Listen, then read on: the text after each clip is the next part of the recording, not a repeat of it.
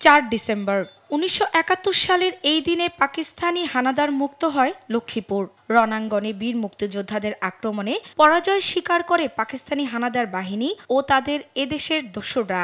হানাদার বাহিনীকে প্রতিরোধ করতে গিয়ে মুক্তিযোদ্ধারা লক্ষ্মীপুরের রহমতখালী খালের উপর নির্মিত মাদার ব্রিজটি উড়িয়ে দেয়। আজও এর স্মৃতি হিসেবে ব্রিজের লোহার পিলার দাঁড়িয়ে আছে। রণক্ষেত্রগুলোর মধ্যে কাজীর দিঘির পাড়, মীরগঞ্জ, চৌধুরী বাজার, দালাল বাজার, ডাকবাংলো ও রামগঞ্জের গোডাউন এলাকা অন্যতম। মুক্তিযুদ্ধে শহীদ হন সৈয়দ আব্দুল হালিম বাসু, মনসুর আহমেদ সহ ৩৫ জন বীর মুক্তিযোদ্ধা সহ হাজার হাজার নিরীহ মুক্তিকামী মানুষ। জ্বালিয়ে দেয়া হয় অসংখ্য ঘরবাড়ি।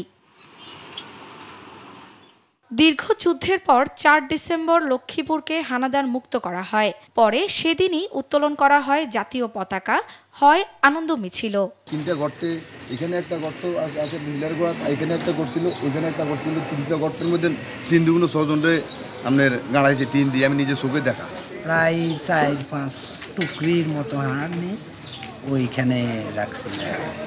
এখানে একটা গুদাম আছে, এই গুদামটার মধ্যে তারা থাকতো। এই রাস্তাগুলো যাতায়াত কে জানি করে নাকি, এটা তারা দেখতো। তবে ঐতিহাসিক এই দিনটিকে ঘিরে ছিল না তেমন কোনো আয়োজন।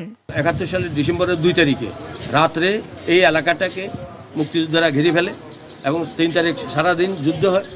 যুদ্ধের একটা পর্যায়ে যখন তারা দেখছে যে যুদ্ধ করে যারা টিকতে পারতেছে না, তখনই তারা আত্মসমর্পণ করার জন্য তারা প্রস্তাব পাঠাইছে এবং সেই মোতাবেক তারা আত্মসমর্পণ করছে এবং লক্ষ্মীপুর হানাদার মুক্তি হয়েছে। একই দিন দিনাজপুরের ফুলবাড়ি মুক্ত দিবস।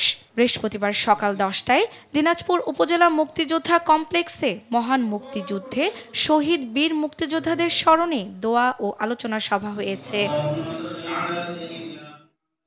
শর্মিলা কেয়া, নিউজ ডেস্ক, দেশ টিভি।